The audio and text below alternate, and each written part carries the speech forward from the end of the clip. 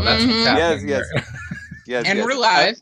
I want to keep it. I'm going to keep it light today. Light today. Well, light is good. Actually, I can tell we're keeping it light because of the humor that's flying around. So, what I want to talk about is using the pendulum in everyday life to make your life better. Well, that's always a good thing. Yeah, I'm in favor of making my life better as much as possible. Actually, right. No, I like my life miserable as it is. Can always count on you, Alex. Okay. It keeps it interesting. Laughing. That's the main thing. I love seeing you laughing again. So. All right, you guys ready to go? Sure, why not? All right, let's go for it.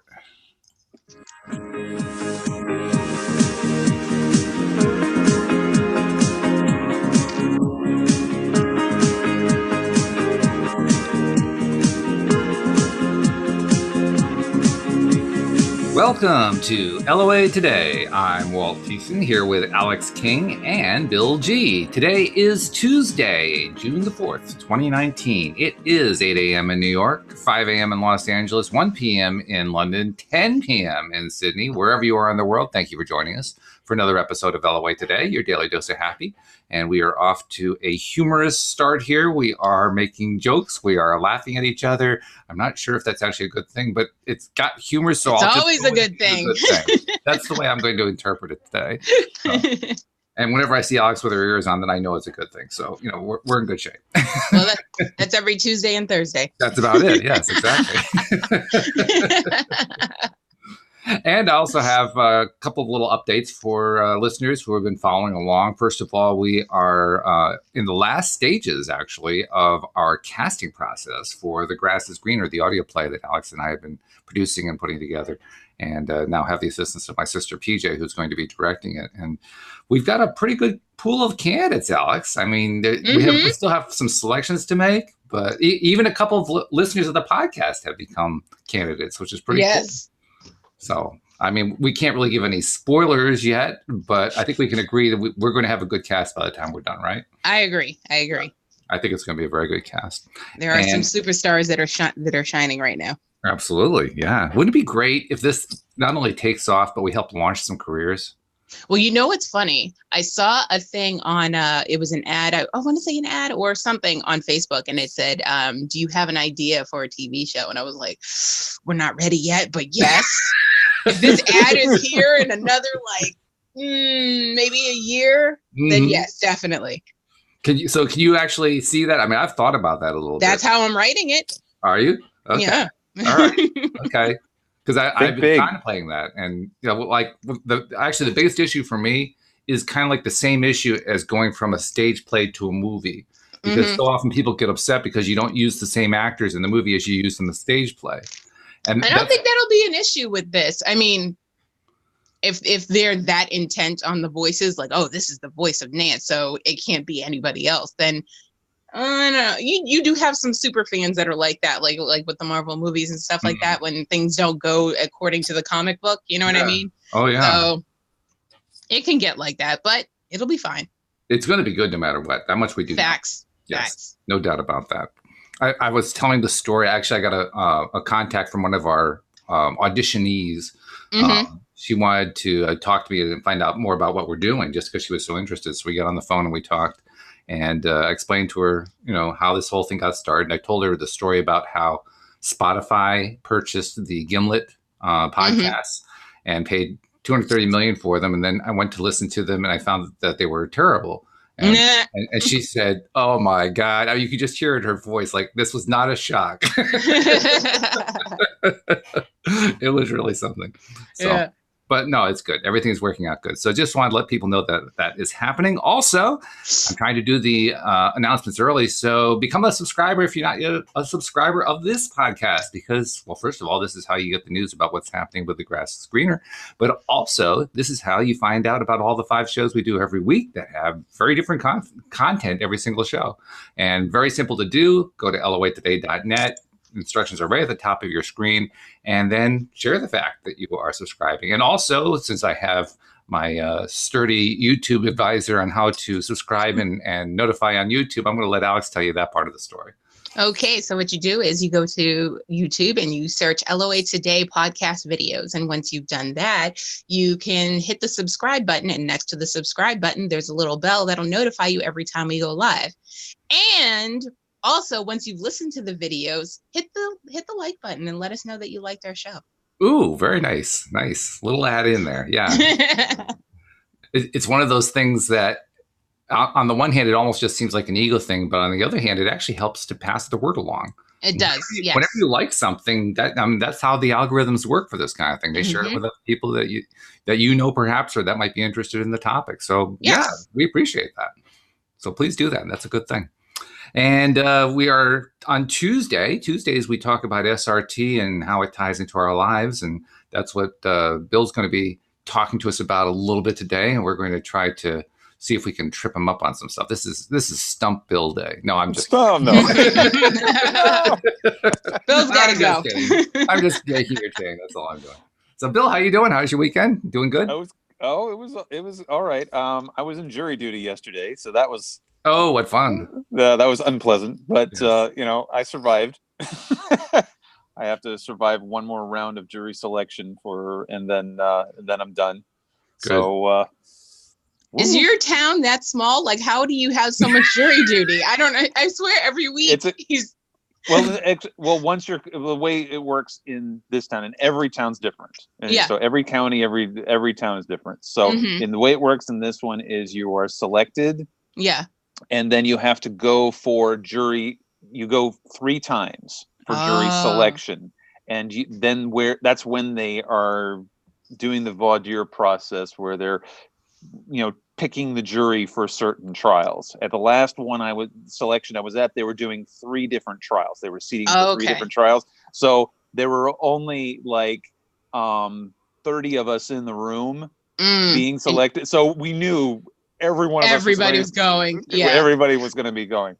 And so yesterday was the actual trial that I sat on, and I have to go again in July, where 3 or 4 more cases will be seated. But once you do 3, if you have to sit on 3, once you go 3 times, you're done. For how long? They call you, until they call you back again. You got 2 years before they can call you back. Which is tricky because he lives in a town of 977. So I mean, this rotation is really tight. This could be a yearly occurrence. Like this. This could be like guest starring Bill. Rutland County, Vermont has, I would say, if they've got 20,000 people, that'd be about right. So 20,000 people in a amount of square mileage equivalent to like New York City, in the 5 boroughs. Wow. So it's a very large area, mostly trees. Well, send the trees to jury duty. Yeah. And what's really cool is that 5% of that population are clients of Nina's. So I mean, it's really right. I would. That would make me very happy. It is so, and it is so. But actually, there's good news on that front too. Nina is going to be expanding her practice soon. She's going to be opening a acupuncture pain clinic. Nice. Yes. So for 2 days out of the week, people can walk in, no appointment necessary, and get a half an hour appointment. That's all it is. 30 minutes, 6 needles, and using a system called the Dr. Tong technique. And that greatly reduces pain. It's a model that's been used in several different localities, especially high working class areas, where people generally can't afford, or they don't have health insurance that covers acupuncture. So the price is affordable for people just to walk in. You can go and see the acupuncturist twice a week to reduce your pain and inflammation. And so she's getting away from the traditional hour-long sessions with people where there's a lot of talking involved and whatever, and going more towards a model where she sees 3 patients at a time, and where she's constantly rotating them in and out and in and out. So it's kind of like a restaurant style of acupuncture, which has proven to be extremely effective, especially for people who don't have a lot of time on their hands, who can't really plan, who don't have the ability to plan a week in advance because work schedules are weird and whatever. And so you just walk in, lay on the table, or you wait 30 minutes for the table to get available. You do your thing and you go home. Cool. I don't know. Speaking for myself, I think I'd rather go to a feel better clinic than to a pain clinic. But to each his own. Well, yeah. Unfortunately, you say feel better clinic, and that's a whole different situation. Absolutely. People are going to be walking in there surprised. Well, we recently took a seminar on how to build the practice more. Actually, it was actually like a 10-week, 90-day mentorship. And the number one thing they say is, in order for people to feel attracted to what you have to offer them in terms of healing, is you have to speak to the pain. You have to let them know in the first 2 seconds, we're going to address your pain.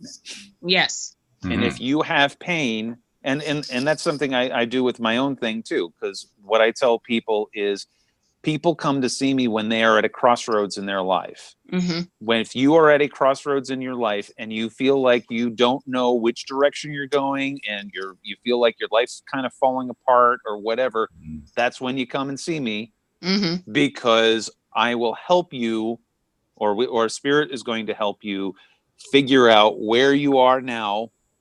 What are the programs that you're running right now? Clear them, and then give you an idea of the path that you should be taking in order to live your best life.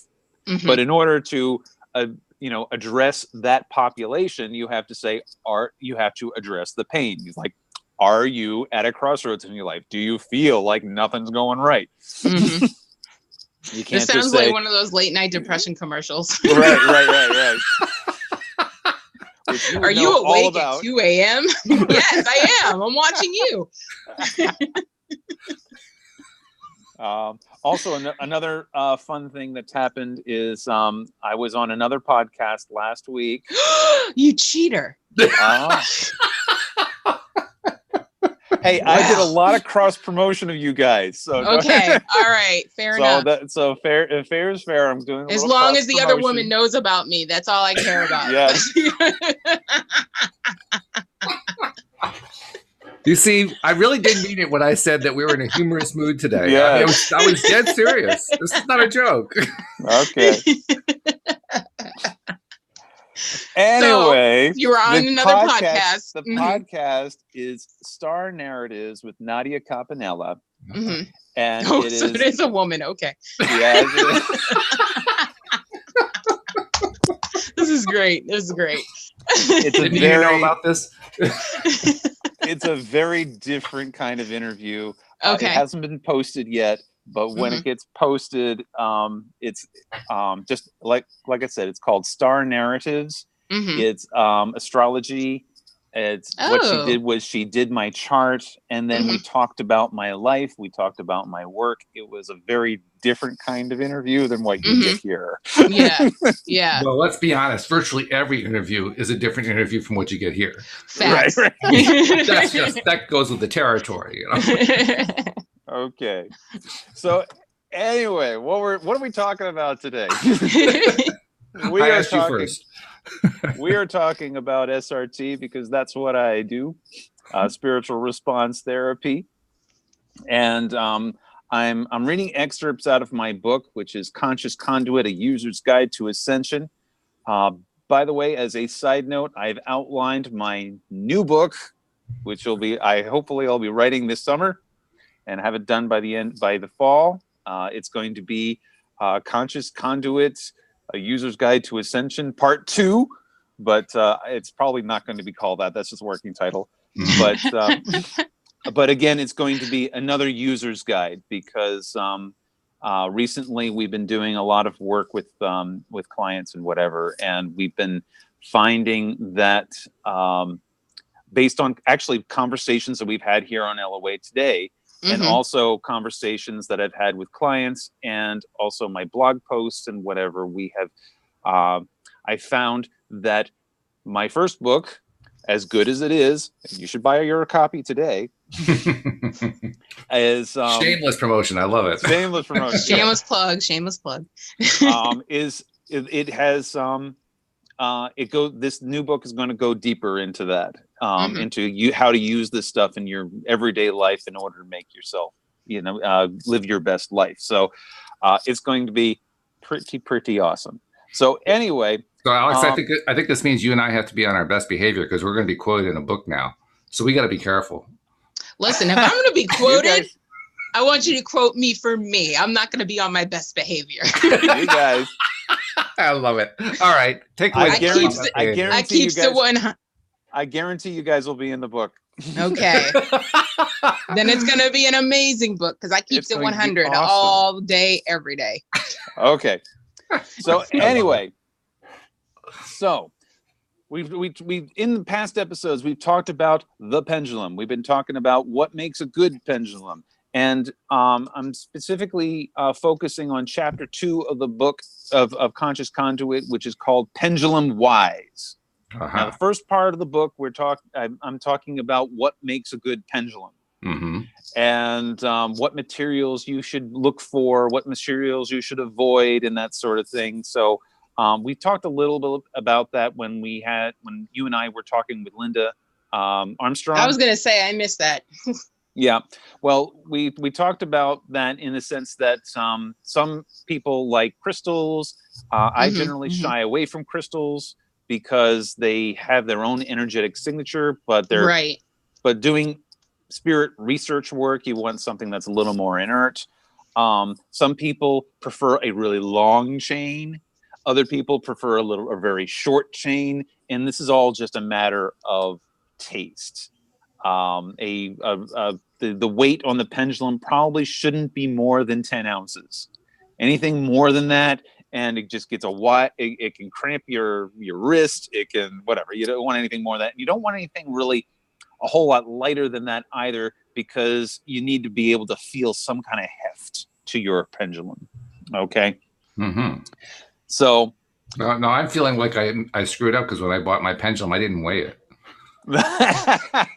Well, the thing is, when I was writing the chapter, I was like, okay, what makes a good pendulum? Because I had a whole variety. I was making some for a show that I was doing. I was selling them.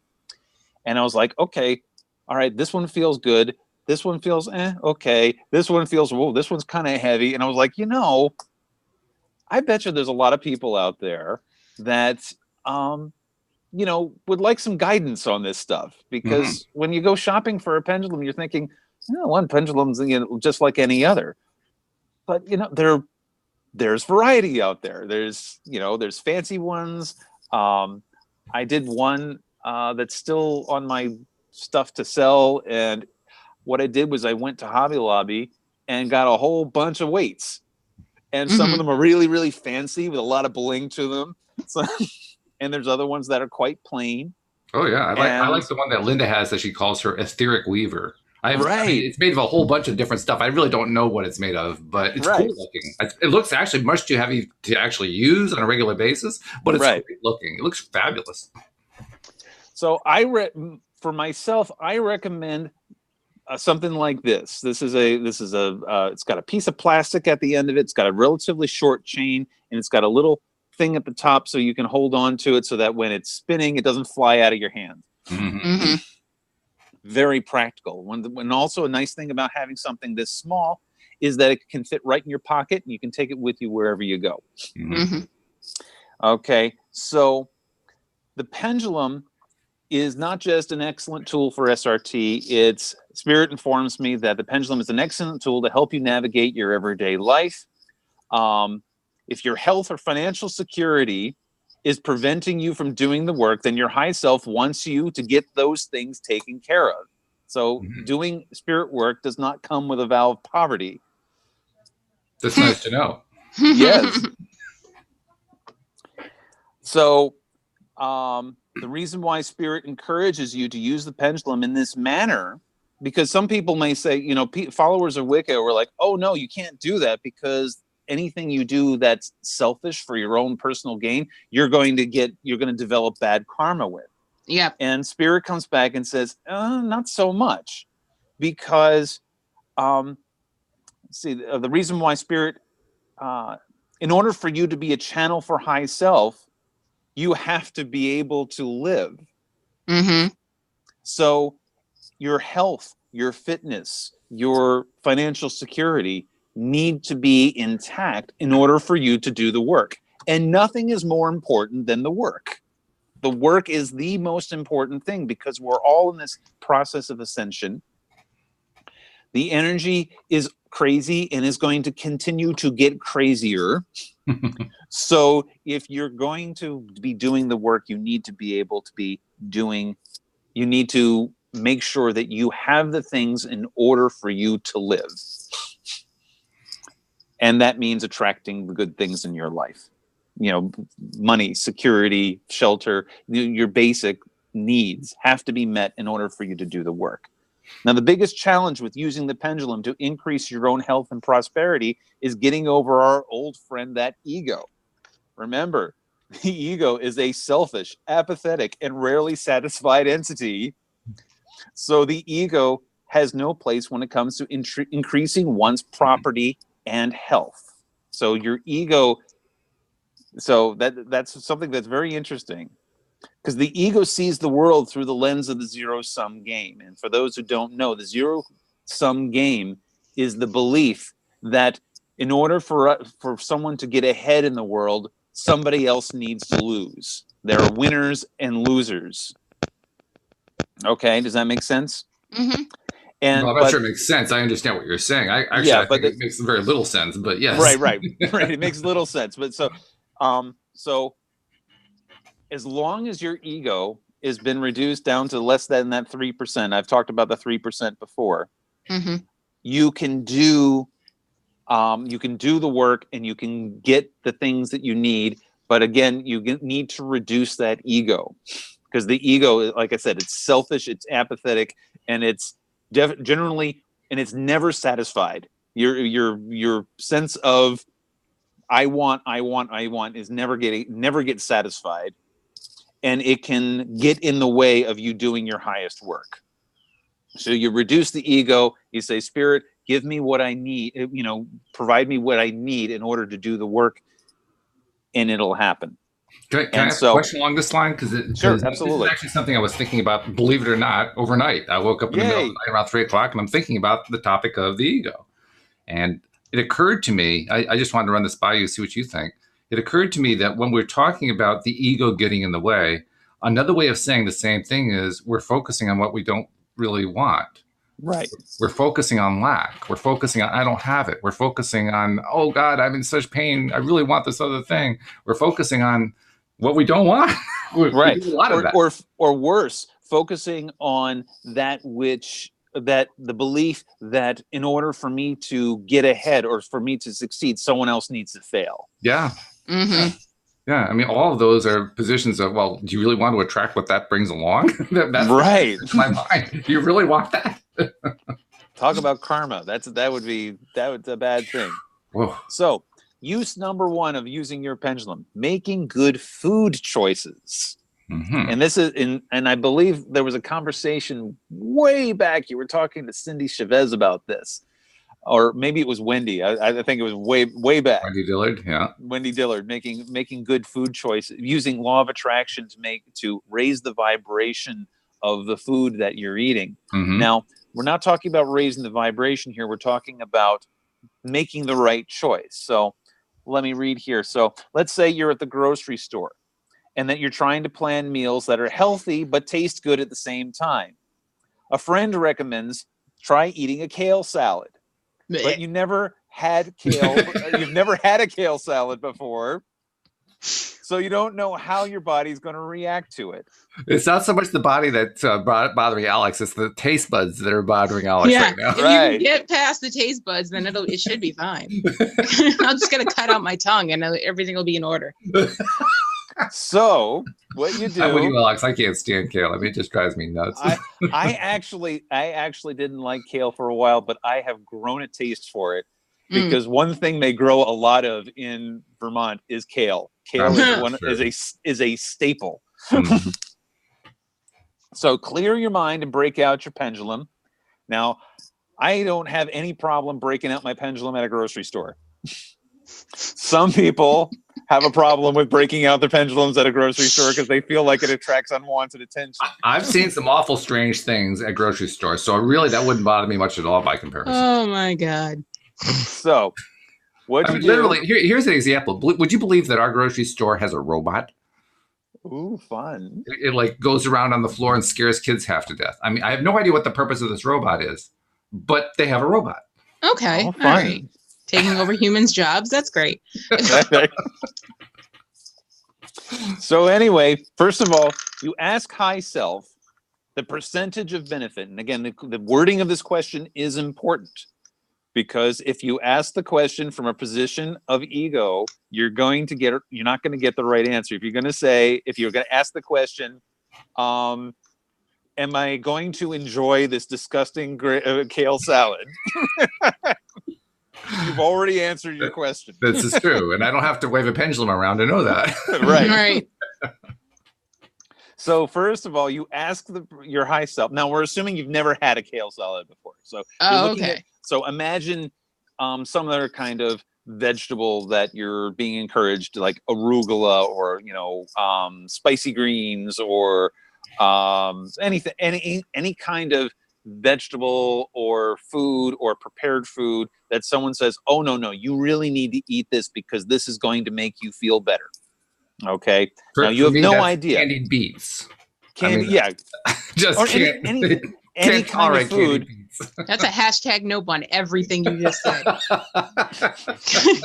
We're assuming here that you are looking to change your diet for the better. All right. Well, you didn't say that part. I mean, come on. For the sake of conversation, yes. Yes, for the sake of conversation, and actually, this is that resistance you're giving me is your ego. Mm-hmm. Is your ego saying? Me. It's saying Which is why it's important to reduce the ego. Yes.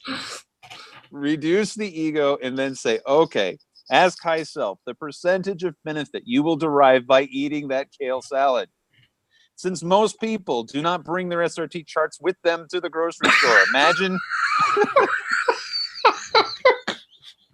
I mean, I do. I don't know what everybody else is thinking. I don't how do you got to bring all your lists. You got to bring the grocery list. I mean, I don't know. I didn't say I was a bad writer. That's okay. So what you do is in front of you, you imagine a fan chart, in your mind, where the extreme left is 0 and the extreme right is 100.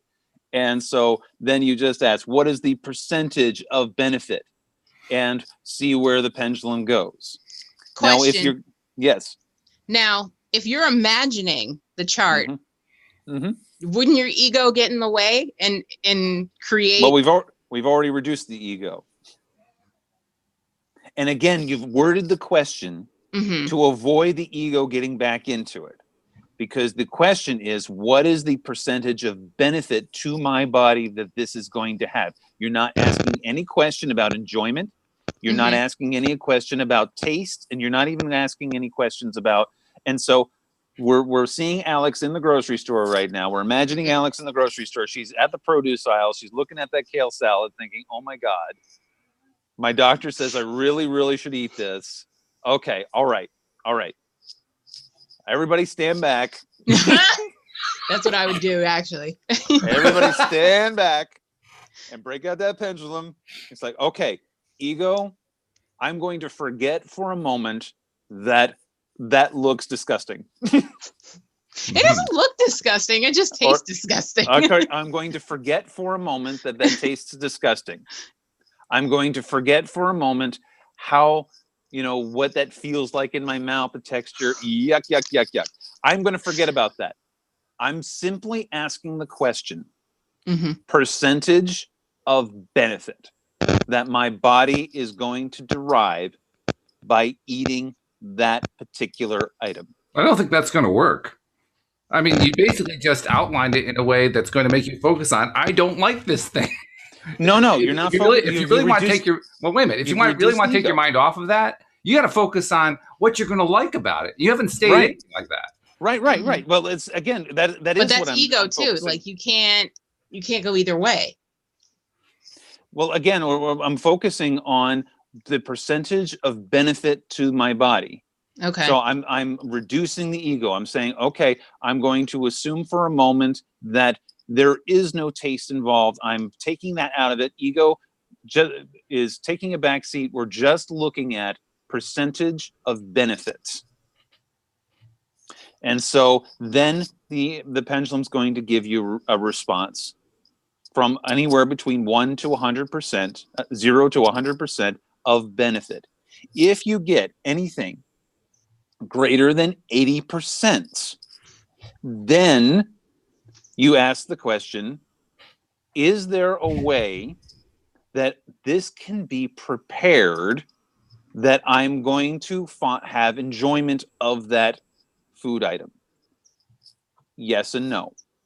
I mean, for me, I think I'd reverse the order of the questions, because the moment that I've been talking about how I'm going to take out of my mind this thing that I dislike is the moment I'm focusing on the thing that I dislike. So if I want to turn that around, I gotta, before I even ask the pendulum anything, I gotta think to myself, well, let's see, is there some way that I could enjoy this thing? So I can change that vibration around. Otherwise, I mean, I could say, I could deny it all I want to, but it's still going to be there. That vibration's still going to be there.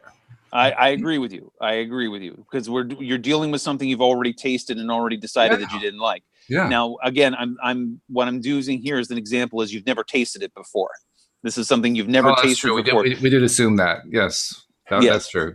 But yes, you are absolutely correct. If you're looking at something that you've already tasted and already decided that I'm not going to like this, but your doctor has told you, no, you really need to eat this because kale is going to increase your iron count. It's going to, increase your folic acid and, all of these things that are extremely healthy about that particular item. You really, really need to do it. And you're like, okay, all right. I'm just going to ask spirit if it agrees with my doctor here. I'm going to first ask, is there a way that this can be prepared that I am going to enjoy? And if the answer comes back, yes, that there is a way, okay, all right, there is a way.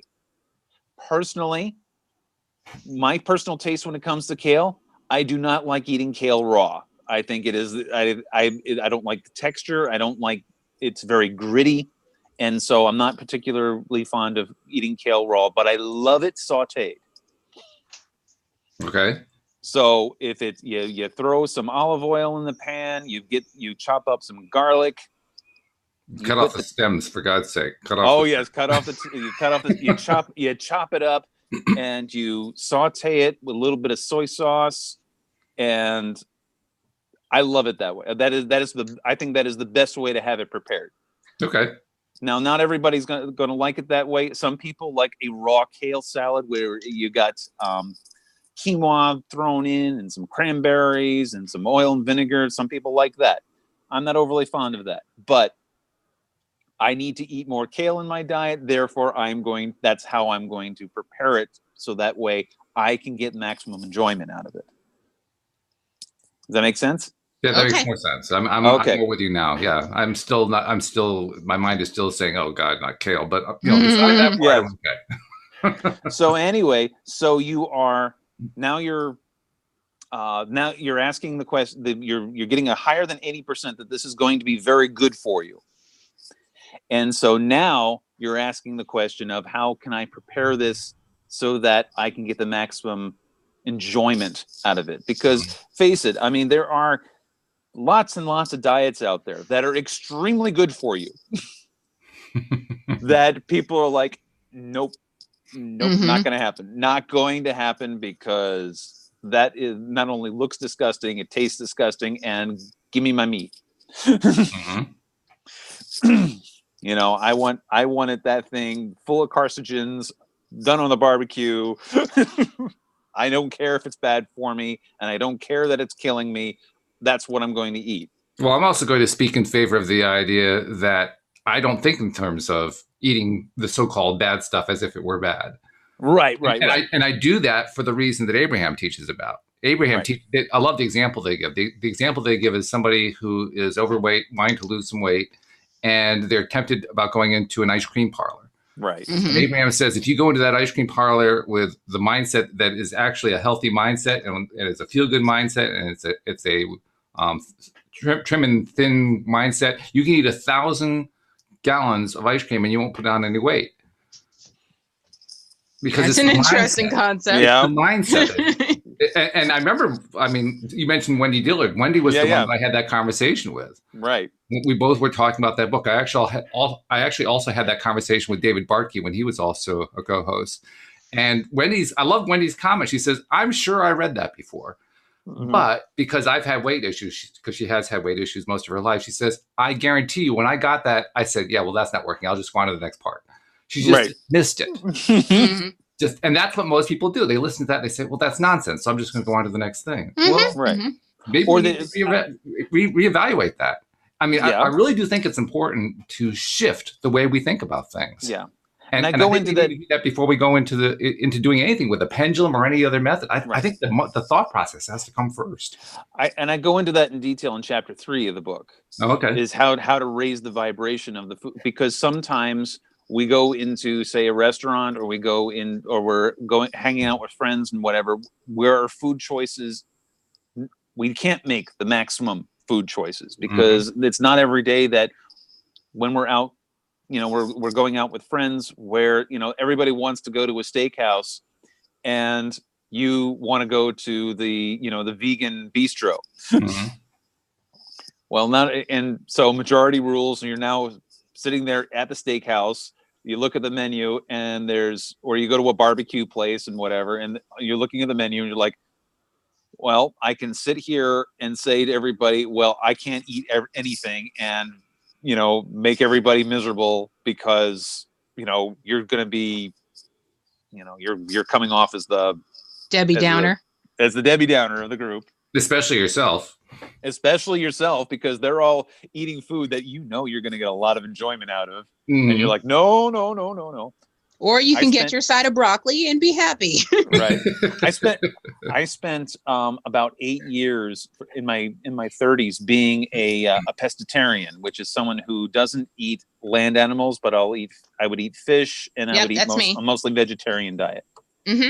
And when the biggest challenge with that diet is going out to eat, because I'm also allergic to peppers. Oh dear. Yeah, that is a problem. And when you get most vegetarian dishes at restaurants have precarious amount of peppers in it. I like that word. They got to bring it alive somehow. Yep. And so oftentimes I would go to a restaurant and I would be searching the menu for anything I could eat.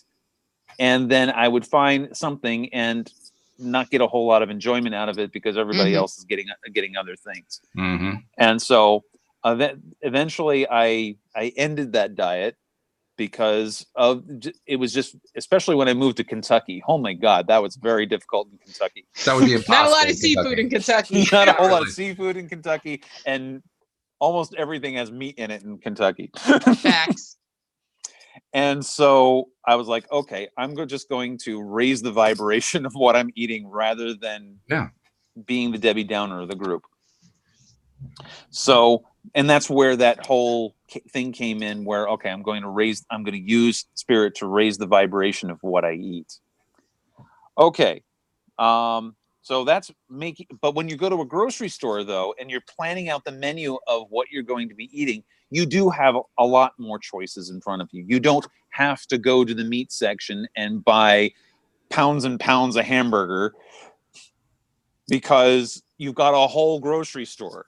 You've got a lot more choices in front of you. You can choose, instead of going to the main chain grocery store, you can go to the local organic co-op, or you can go to the Whole Foods, or you can go to, there are stores out there now that promote a healthy lifestyle. And if you have trouble with the Abraham Hicks idea of walking into a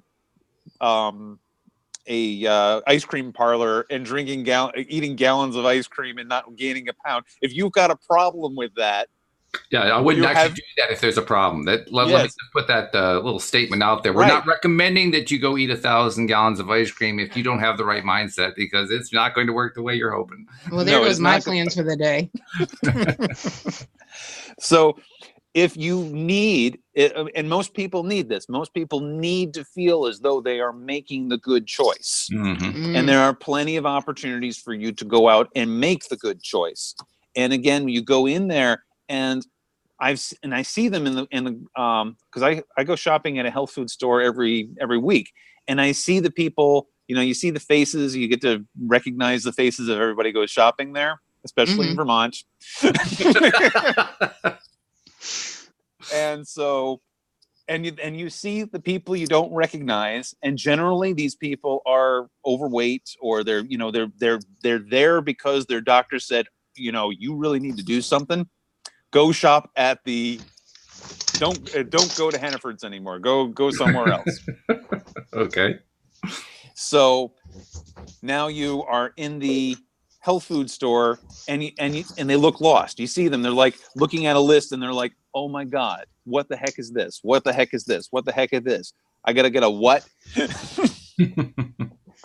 and they have no idea what things are going to taste like, and they have no idea whether or not they're going to enjoy it.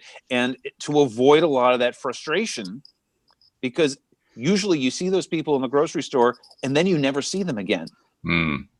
Because they went once and they got frustrated, and then they end up in the prepared food area, and and they fill their shopping carts with stuff they would have gotten anyway over at the Hannaford's or whatever, and it's got just as much salt and just as much calories.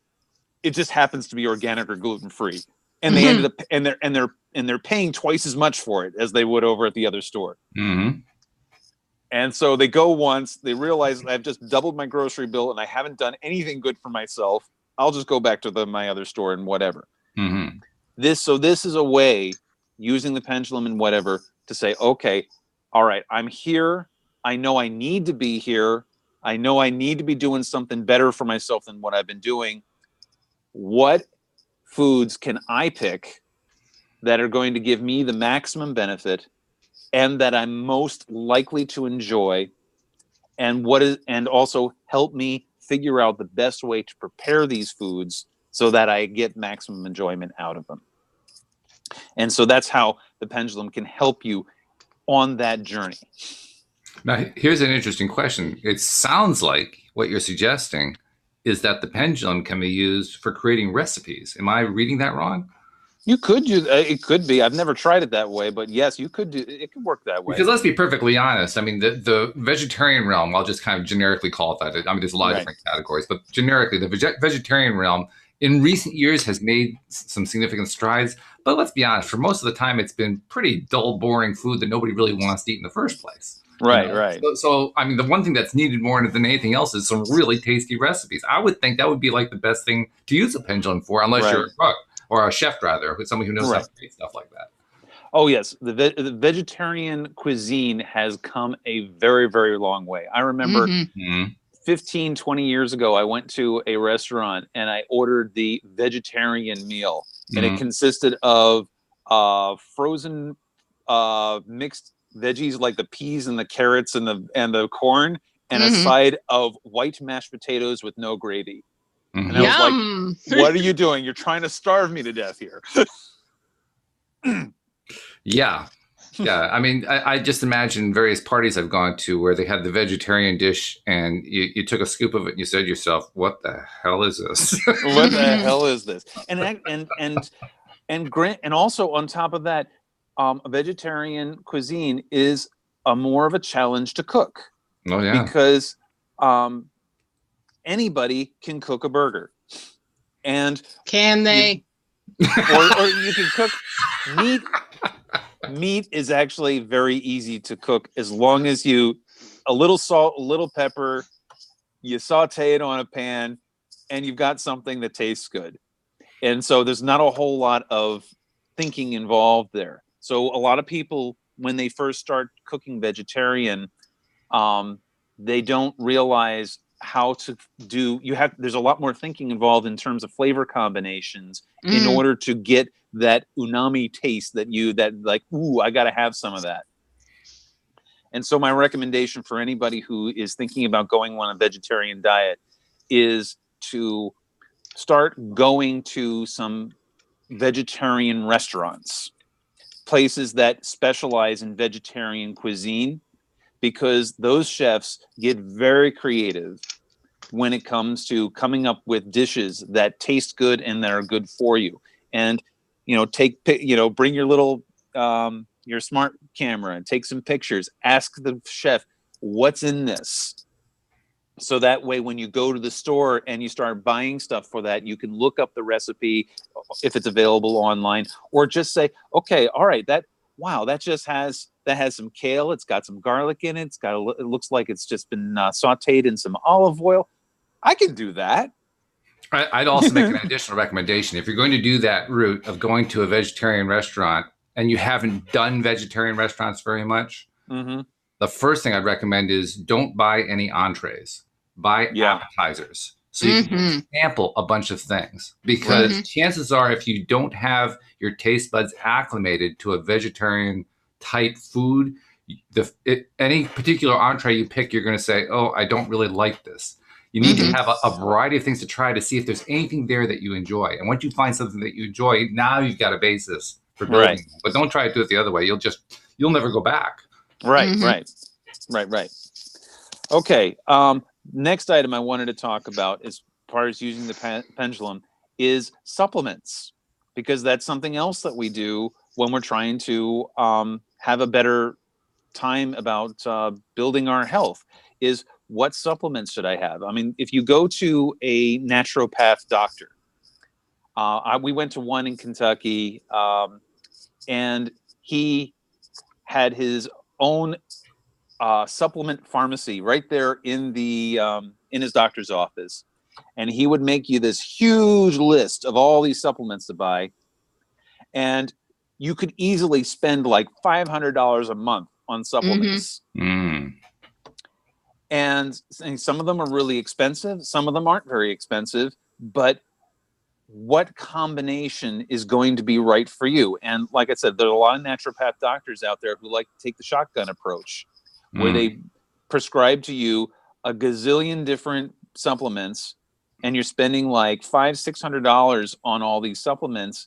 And most people are like, no, I'm not going to do that, because first of all, it's expensive. It's not covered by insurance, and I can't even use it as a tax deduction. This is true. So this is all out of pocket. Although I imagine there are some people who treat it as a tax deduction anyway, but they're setting right when they do that. But anyway, so you're like, okay, and again, you're going to, and then the other issue is that your doctor says, okay, you need to be taking a vitamin C supplement. We'll go simple. We'll say a vitamin C supplement, and you go to the supplement aisle, and you're just like, okay, I need vitamin C, and then look on the shelf, and there are a dozen different vitamin C blends for you to pick from, and then you're like, oh my God, which one do I pick? Suddenly the red meat looks a whole lot more appetizing. And suddenly and you're like, okay, I can choose. And then you look at the prices and you're like, okay, that one has 600 pills for $50. This one has 400 pills for $25. And you're like, do I use price? What the heck am I doing here? Oranges are a lot cheaper and they cure scurvy. I'm just saying. I think you're on the right track there, Alex. Personally, I agree with you. Yeah, but oranges only have trace amounts of vitamin C, whereas your vitamin C supplements have a lot more bang for their buck. So if you're on with the oranges, the vitamins are actually alive. That's true. The vitamins are actually alive, and they're active, and they do things. Whereas the ones in the pills, they're dead. Not necessarily. There are a lot of them where they are alive. But again, which one do I pick? Which one's going to give me the right benefit? And So you break out your pendulum. And say you've got like 5 shelves in front of you. You know, there's like, you've got a shelf. That's easy. You just see which direction the pendulum goes in. That's pretty simple. Exactly. You say, okay, high self, which shelf is it on? Well, and actually the first question is there anything here I should be taking? That's a good question. And if the answer comes back no, then leave the store. Then you can, or at least leave the aisle. and then you ask the question: is there anything here I should be taking? And then if it says yes, and then you're like, oh, something different. Mm-hmm. Tell me, Spirit, which shelf is it on? And it tells you which shelf it's on, and then you start going down the aisle, and then you use your left hand to touch the top of the bottle. Say, is it this one? Is it this one? Is it this one? And then when you get the yes response, then you look at the bottle, and it could be something completely different than what your doctor recommended. Flintstone chewables. No, I'm sorry. Solves every problem. There you go.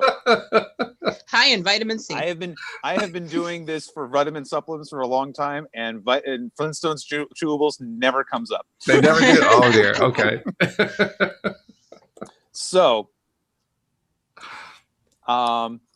now we have so now you got something completely different. And it's like, oh, wait a second. You know, my doctor said increase my vitamin C, and now I've got this pill that's not vitamin C. What do? You call your doctor. Say, hey, doc, I have this bottle in my hand. or take it, or use your smartphone to take a picture of the ingredients and text it to your doctor and say, hey, I found this pill, this bottle. You know, I feel compelled that I should have it. Is this something that's going to hurt me? Is this something going to be contraindicated with any medications I'm taking? Because you don't want to take something if it's going to be contraindicated with a medication you take, because that's bad news. Right. Generally, Spirit won't guide you to stuff like that. But just to be on the safe side, this is not medical advice I'm giving here. Always. Yes, we should also do that. We should put out the disclaimer. We're not giving medical advice on the show. This is not medical advice. This is. I'm not even sure we're giving humor advice, to be honest, but that's all right. Right. I am. So you say, okay, I got this bottle. You know, doc, is this something I should? Is this something okay for me to take? And oftentimes you will find that this was not just. This is what your doctor wanted you to take in the first place, but they thought maybe it was a little too out there for you. Or you say, hey, can you check this one out and see if it's good for me? And they do the research on it, and they're like, hey, wow, that's something. How'd you come up with that? That is actually a lot better for you than what I recommended. You should take that. This has happened on more than one occasion, where we were at the health food store, and we were, Nina and I had clients that we were working with. And one of them had this very rare condition, and there is a herb that they could take in order to improve their condition. And so we went to the health food store, and we asked the pendulum, it's like, all right, is this what he should be taking? And it was highly recommended. It was peer reviewed, whatever. This is what you should be taking for this particular condition that you have. Is this what he should be taking? No. We're like, okay, all right. And so we did. So we said, okay, clearing our minds. We're saying the whole shelf, every vitamin in here, every supplement in here is fair game now. Which one is it? And it narrowed down to this one very obscure bottle of supplement that, when we read the indications, what it's for, was not for that condition at all. And we were like, okay, that doesn't make a whole lot of sense. And so we took the bottle home, we did some research on it, and we found that in a clinical study, 2% of the people who were treated with this particular supplement saw not just decent results, but dramatically decent results. But it was only 2%. I was going to say. One in But it was 50. only 2% of the population of the study. So they didn't print that on the bottle because, it doesn't represent a significant population. Right.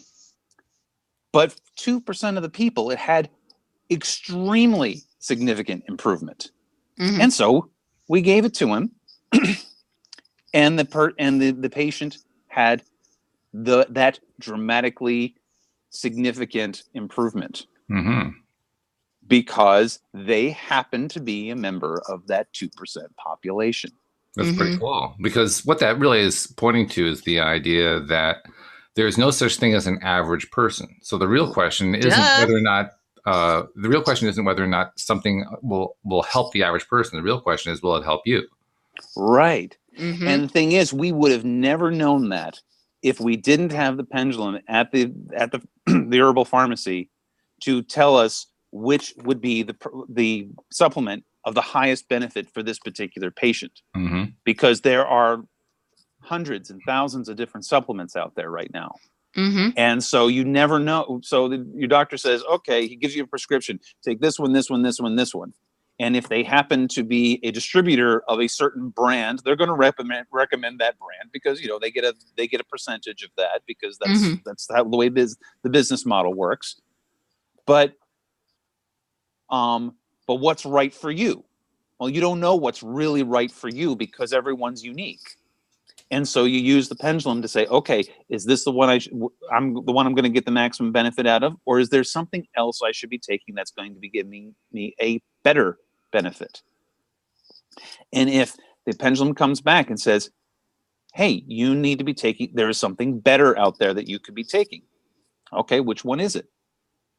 And then when you find it, you tell your doctor, you say, okay, this one is what was recommended by my high self or whatever. Or if you don't want to say high self because you think that's too woo out there for your doctor to handle, you say, a friend recommended this one. Is it okay if I take this one instead? And if they give you the green light on that, take it, because you've gotten the green light from high self and you've got the green light from your doctor that you can take it. And generally you will find much, much better results in your overall health by taking the supplement that is better for you, because high self was involved in that selection. Does that make sense? Yeah, it does. Now we've got just a couple minutes left. I want to get a question in before we're out of time here. Sure. You have no problem bringing a pendulum to a health food store or any other store. Personally, I'm too self-conscious to do that. So my question is, can I do the same thing online? Can I get up images on my screen of various stuff? Absolutely. Yes. And I don't have to leave the comfort of my home. I can leave my slippers on, Right.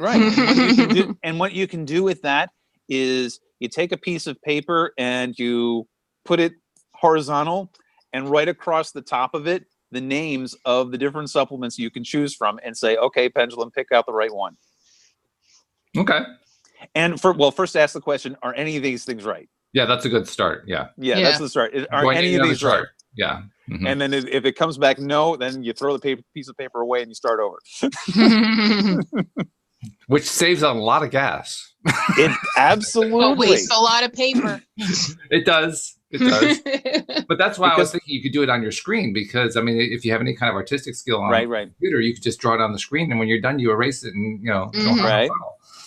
Oh yeah, well, whatever works for you. Yeah. But yes, it's I cannot tell you how many times I've used this, and I've had good results every single time. Mm-hmm.